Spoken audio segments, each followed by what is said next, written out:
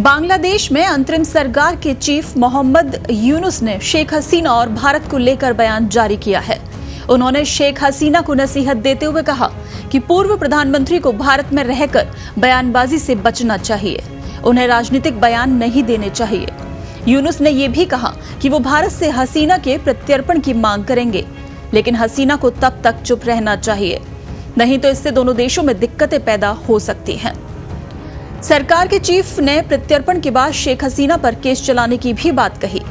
अगर हसीना चुप रहती तो हम इसे भूल जाते, लोग भी भूल जाते, लेकिन वो भारत में बैठकर बयानबाजी करेंगी तो वो किसी को पसंद नहीं आएगा। दरअसल बांग्लादेश में सियासी तख्तापलट के बाद शेख हसीना ढाका छोड़कर भारत आ गई थीं और तब से उन्हें भारत में ही शरण मिली हुई है। वो बीच बीच में बांग्लादेश की स्थिति को लेकर बयान देती रहती हैं। शेख हसीना ने 13 अगस्त को एक बयान दिया था, जिसमें हसीना ने बांग्लादेश में हुई हत्याओं और हिंसा को आतंकी घटना करार दिया। वहीं इधर यूनुस ने कहा कि ऐसे बयान भारत और बांग्लादेश दोनों के लिए अच्छे नहीं हैं। यूनुस ने भारत को लेकर भी अपना रुख जाहिर किया। उन्होंने कहा, बांग्लादेश भारत के साथ मजबूत संबंधों को महत्व देता है, लेकिन भारत शेख हसीना की आवामी लीग के अलावा बाकी पार्टियों को इस्लामिक पार्टियों के तौर पर देखता है। भारत को ये नजरिया बदलना होगा। ऐसा नहीं है कि दूसरी पार्टी की सरकार में बांग्लादेश अफगानिस्तान बन जाएगा।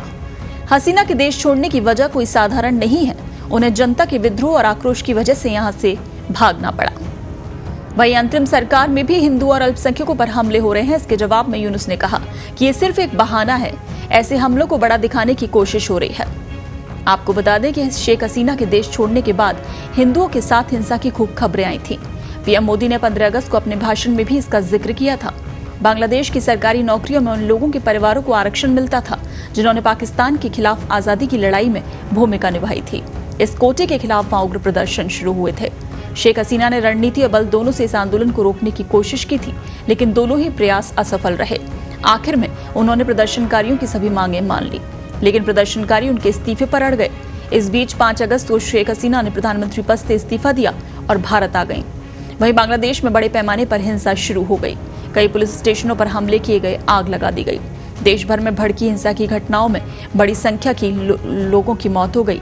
इसके बाद मोहम्मद यूनुस की अगुवाई में बांग्लादेश में अंतरिम सरकार का गठन किया गया और मोहम्मद यूनुस, जो कि अब भारत को लेकर लगातार बयान जारी कर रहे हैं, अब उन्होंने शेख हसीना को नसीहत देते हुए कह दिया है कि भारत में रहकर बयानबाजी से उन्हें बचना चाहिए।